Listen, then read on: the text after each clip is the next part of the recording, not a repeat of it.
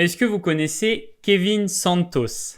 Salut l'équipe, on va parler aujourd'hui d'un ailier, d'un jeune ailier gauche brésilien du Shakhtar Donetsk que je n'ai pas mis dans ma vidéo sortie il y a quelques jours justement sur les 6 ailiers intéressants à suivre au mercato ou même en général, les 6 jeunes ailiers intéressants à suivre. Je ne l'ai pas mis parce que je voulais faire une vidéo sur lui en particulier. C'est sa première, enfin il a disputé cette saison, sa première saison titulaire, saison pleine avec le Shakhtar, 2647 minutes de jeu pour 9 buts dont 2 pénaltys, donc 7 buts hors pénalty et 4 passes décisives, donc c'est pas énorme.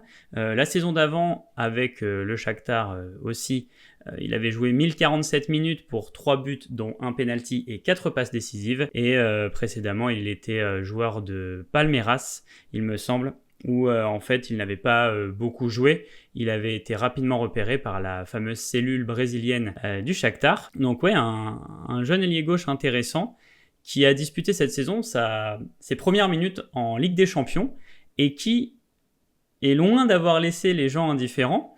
Et on n'en parle plus trop, j'ai pas forcément tant que ça entendu parler de lui, alors que pourtant il y a beaucoup d'équipes qui ont appris à le connaître, notamment Brest, Dortmund, etc. Mais on va justement le voir. En fait, j'ai pris des séquences intéressantes de tous les matchs qu'il a disputés cette saison en Ligue des Champions avec l'équipe. Alors il me semble que sur il a dû jouer 7-8 matchs et il n'a pas été titulaire dans tous. Mais dans chacune des rencontres, il y a des choses à montrer. Donc voilà, c'est le but de la vidéo. On va se passer les séquences intéressantes parce qu'il y a quand même pas mal de choses à voir. Pour un joueur qui disputait ses premières minutes dans la compétition, c'est vraiment intéressant. Et vous allez sans doute comprendre pourquoi je voulais avoir une vidéo axée spécialement sur ce joueur. Ici, on a une action face à l'Atalanta. Donc il me semble qu'il avait disputé 25 minutes de jeu. Il est rentré en fin de rencontre et il a tout de suite marqué les esprits dès ses premières minutes en Ligue des Champions. Donc là, il y a le ballon qui arrive vers lui. Il me semble qu'il y a eu un mauvais contrôle de ce joueur-là. En tout cas, les deux vont se disputer le ballon, mais il arrive en direction de Kevin Santos. Tout de suite, hop, petit piqué par-dessus. Voilà, on perd pas de temps. Hop, sombrero. On passe par-dessus l'adversaire, donc ça commence bien. Il contrôle le ballon, il continue d'évoluer le long de la ligne de touche et va se réaxer un petit peu, en tout cas se rapprocher de son vis-à-vis pour le fixer. Et hop, un petit pas de côté et on va tout de suite le dépasser, prendre de l'avance sur lui.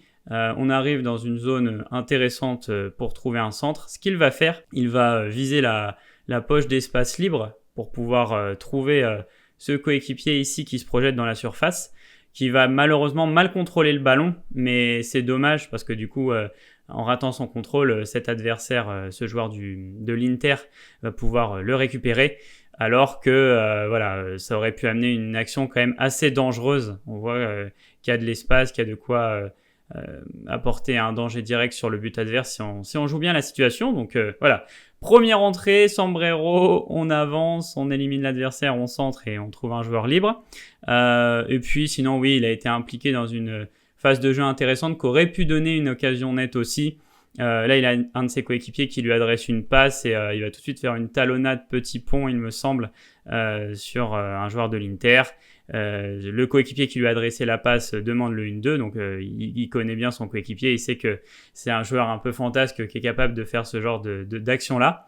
Donc il va tout de suite se projeter, récupérer la talonnade, continuer dans l'espace, servir un autre coéquipier et le coéquipier en question va manquer sa dernière passe qui aurait pu donner une situation nette tout de suite parce que là le joueur me semble pas hors jeu, non, il n'a pas l'air d'être hors jeu et voilà, si là tu rates pas ta passe, il y a un monde où tu marques un but, alors ça aurait pas changé grand chose au score, mais bon, Kevin Santos aurait pu être directement impliqué grâce à sa talonnade sur une contre-attaque qui amène un but.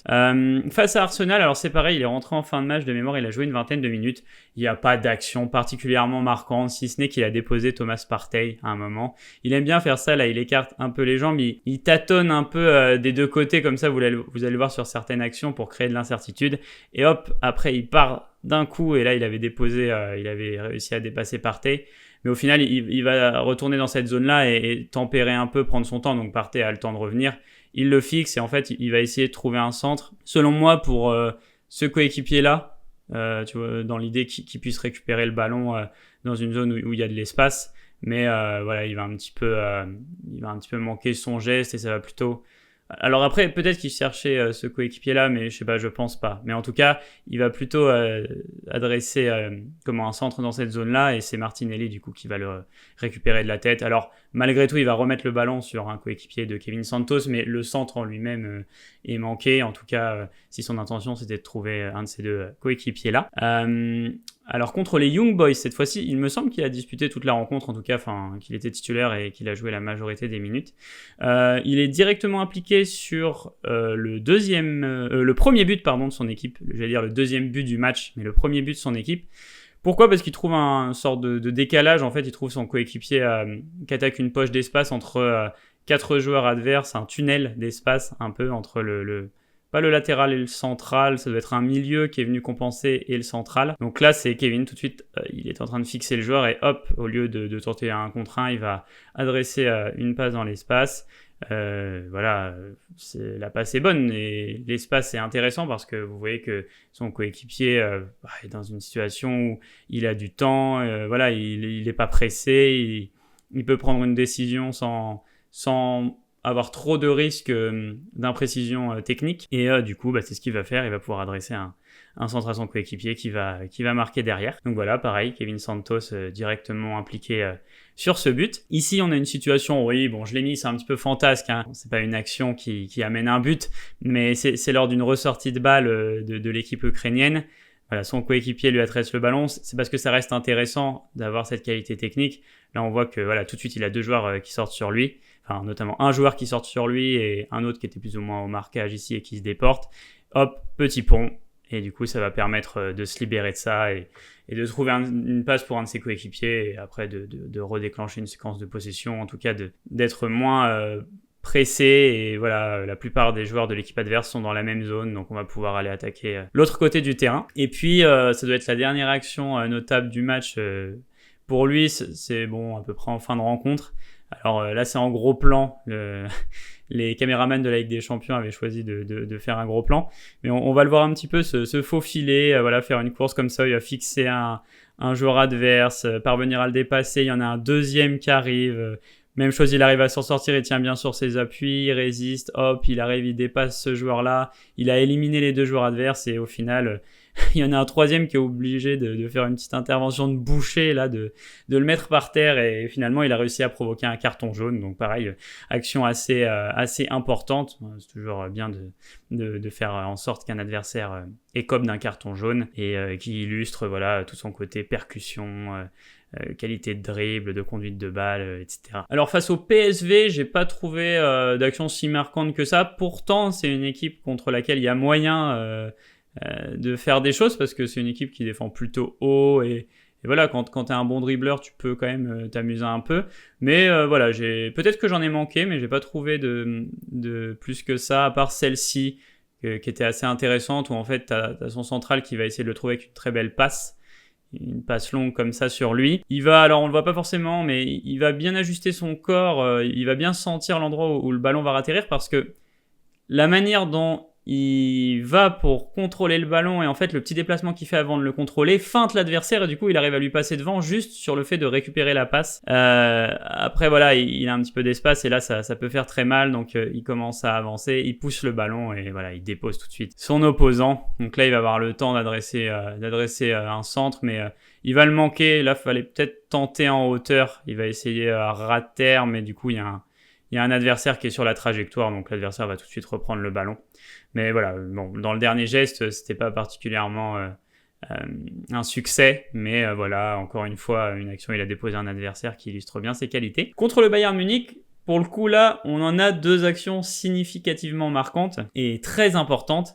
La première, ce n'est autre que son but. Il a marqué un but face au Bayern Munich. Un de ses coéquipiers se réaxe. Lui, il fait un appel comme ça. Il commence à partir dans la profondeur. D'ailleurs, il y a Kim qui fait un geste du bras comme pour dire « Hey, faites gaffe, prenez-le ». Son coéquipier fait une très bonne passe voilà, dans l'intervalle. Santos récupère le ballon.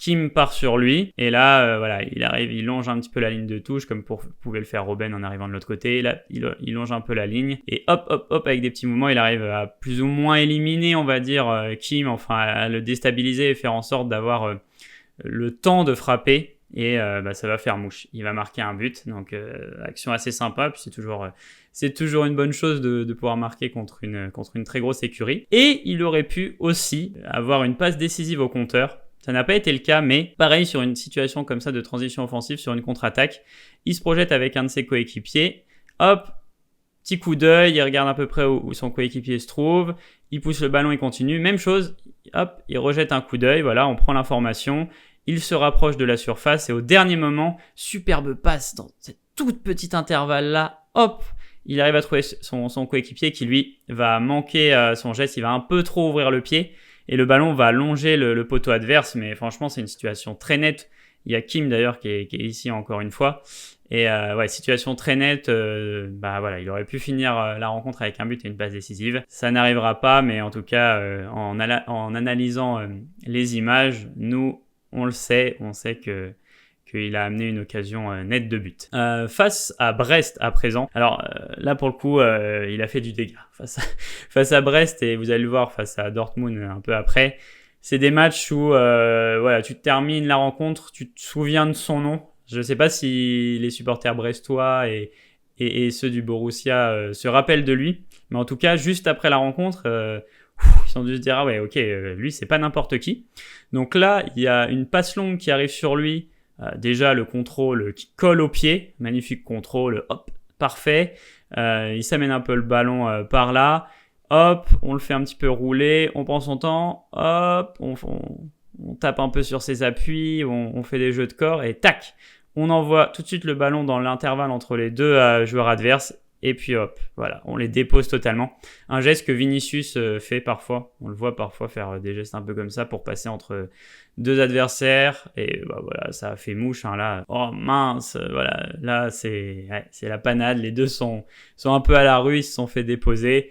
Et là il arrive dans l'angle de la surface, il tente une frappe, ça arrive sur le gardien adverse. Donc voilà, ça finira pas en but. Peut-être qu'il aurait pu essayer ici de servir son coéquipier, peut-être qu'il y avait un truc à tenter.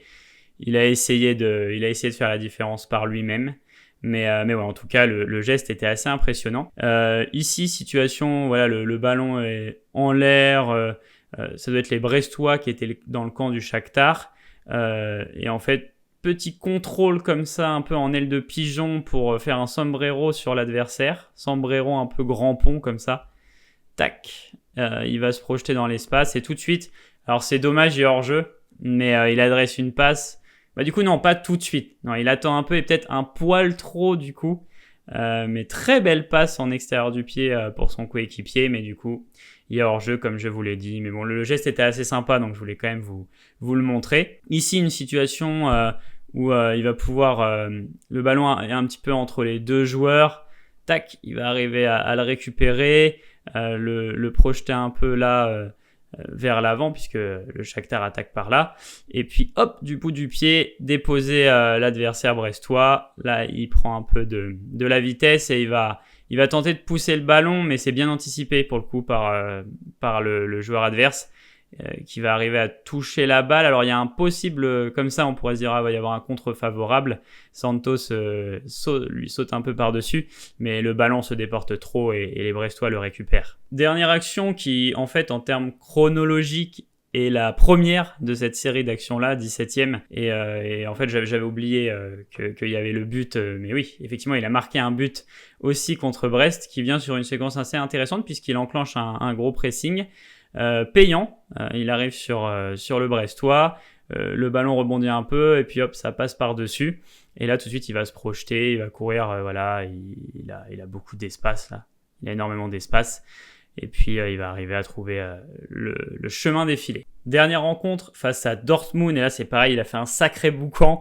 Après pour un joueur comme ça qui aime bien dribbler, dynamique, un peu percutant, qui peut faire des différences, voilà, contre des équipes allemandes, des équipes qui ouvrent le jeu comme ça peut être le cas avec le Borussia, tu te régales. Là c'est une séquence où le ballon arrive vers lui, hop, tac, tout de suite en fait il va le pousser là un peu dans l'espace. D'ailleurs, c'est anticipé par le joueur de Dortmund, mais il n'est pas assez vif pour l'empêcher de nuire, si on peut dire ça. Il va essayer d'aller au contact, mais on voit que Kevin Santos tient bien. Hop, tac, il va aller au contact sur lui. Et là, hop, on finit les fesses par terre. Hop, ça continue de progresser vers l'avant. Et là, il va tenter une passe pour trouver son coéquipier en profondeur, mais ça va être récupéré par un joueur du Borussia. Ici, situation, hop, comme je vous disais, où il va faire un peu des jeux de corps comme ça. Tac, tac, hop. Et là, petit pont. Voilà, il me semble que c'est un petit pont. Hop, hop, tac. Il continue. Là, c'est Sabitzer, je crois, qui finit aussi les fesses par terre. Hop, on avance. C'est dommage sur le dernier geste. Il tente de se décaler un peu plus vers la ligne de corner. Et Chan va avoir le temps, on va dire, va arriver à passer le pied et lui passer devant. Et après, il va tenter un tacle, mais il va le manquer. Et du coup, Chan va pouvoir faire une passe à un coéquipier et les joueurs de Dortmund reprendre la possession. Ici, une séquence aussi où il est proche de la surface et où il va arriver à se faufiler un peu entre tout le monde. Là, il arrive tout de suite une sorte de crochet un peu, enfin pas vraiment, mais il va s'amener le ballon comme une sorte de feinte de frappe, mais voilà, hop, il se déporte le ballon, tac, par là. Et sur cette même action où il enrhume un peu Emre Can, il me semble, il fait aussi un grand pont sur le numéro 26. Tac, il fait un grand pont, il arrive à récupérer le ballon, encore à nouveau sur les fesses. Là, c'est les chaises musicales depuis tout à l'heure, sauf qu'il va être un peu déséquilibré sur cette situation-là. Et du coup, essayer d'adresser une passe pendant qu'il tombe. Et voilà, la passe va arriver sur un joueur adverse. Et dernière situation, il me semble, où il vient un petit peu fixer le long de la ligne de touche, il se rapproche et hop, voilà, il dépose. Il a cette capacité, comme vous le voyez, sur une première accélération comme ça, à déposer son vis-à-vis. Donc là, il va pouvoir avoir un temps d'avance et il va centrer, voilà, il va essayer de trouver le numéro 2, mais ça va être intercepté par le numéro 20 du côté du Borussia. Est-ce qu'il fallait peut-être plus tenter un centre en hauteur, peut-être pour ce joueur-là, dans le dos du numéro 3 ici. Bon, voilà, c'est pas parfait au niveau du dernier geste, mais voilà, c'est encore une fois pour essayer d'illustrer ses grosses qualités et pour mettre en avant ce qui est assez marquant chez ce joueur-là. Voilà l'équipe pour Kevin Santos. Je ne sais pas ce que vous en avez pensé, je ne sais pas si vous l'aviez vu jouer, s'il vous avait particulièrement marqué, mais je voulais vraiment faire une vidéo sur lui parce que pour un joueur valorisé entre, je crois que sur Transfermarkt c'est 12 millions, donc entre 12 et 15 millions, je me dis que ce soit pour être un second couteau, un remplaçant, parce qu'il est encore jeune, dans une équipe élite ou un potentiel titulaire dans une équipe de rang inférieur, mais de rang supérieur au Shakhtar, je pense que ça peut être très intéressant. Alors là, je vous ai montré que les bonnes actions. Il est loin d'être parfait. Parfois, il y a des mauvais choix, il y a des pertes de balles un peu bêtes, il a du progrès à faire dans le dernier geste, etc. Voilà, de toute façon, sinon, il serait valorisé beaucoup plus cher. On se rappelle de Mudryk qui partait du Shakhtar également, et je crois qu'il était parti pour plus de 80 millions, il me semble. Donc voilà, il y a des progrès, mais pour ces premières minutes en Ligue des Champions, il y a des joueurs qui sont dans des beaucoup plus grosses équipes, qui sont beaucoup plus exposés, qui sont vus comme plus forts, qui ont peut-être moins marqué la compétition cette saison, en tout cas qui ont moins réussi à faire des différences. Alors voilà, comme je dis dans le dernier geste, il y a du progrès à faire. Il y a eu un but contre le Bayern, un but contre Brest et une passe décisive potentielle contre le Bayern. Une autre passe décisive potentielle contre l'Atalanta, il me semble, au début de la vidéo. Vous savez, le centre dont j'ai parlé où son coéquipier aurait pu un peu mieux jouer l'action. Donc, passe décisive ou pré-assist. Il y a une autre pré-assist contre les Young Boys, il me semble, dont on a parlé. Il y a quelques petites actions décisives ou importantes comme ça, mais on va dire qu'avec les différences qu'il arrive à faire, il pourrait faire mieux dans le dernier geste. Ça, c'est sûr. Et comme je vous le dis, parfois, il y a aussi des pertes bêtes. Des fois, il s'entête un peu trop, etc. Il est jeune. Les jeunes dribbleurs, c'est souvent un petit peu ce genre de problématique face auquel on est confronté. Mais en tout cas, voilà, je ne me suis pas plus renseigné au niveau de l'extract sportif, si c'est quelqu'un qui a la tête sur les épaules, comment ça se passe à ce niveau-là. Mais voilà, très intéressant et je pense peut-être un peu trop vite oublié. Je ne l'ai pas forcément vu, alors je regarde pas forcément de vidéos d'autres youtubeurs, enfin très peu, pour éviter de trop m'influencer, mais que ce soit sur Twitter ou autre, je ne l'ai pas forcément vu dans des mercatos, dans des posts, mon mercato idéal, etc. Et peut-être qu'il mériterait d'être plus souvent cité, parce que il a une vraie qualité, ça c'est sûr, il a du ballon, c'est indéniable. Maintenant, est-ce qu'il va progresser dans les autres aspects du jeu? On verra bien. Est-ce qu'un club voudra lui laisser sa chance? On verra bien également. Mais voilà, selon moi, ça valait le coup d'en faire une vidéo et d'en parler un petit peu, donc j'espère que ça vous aura plu. N'hésitez pas à me dire ce que vous pensez du joueur. Si vous le connaissez bien, à approfondir, à donner plus d'informations sur lui, que ce soit au niveau sportif, extra-sportif, etc. Et puis voilà, écoutez l'équipe, je travaille sur la prochaine vidéo Mercato, piste Mercato, ça va être les milieux de terrain, du coup c'est le poste que vous avez le plus sollicité. Donc d'ici là, je vous dis à bientôt.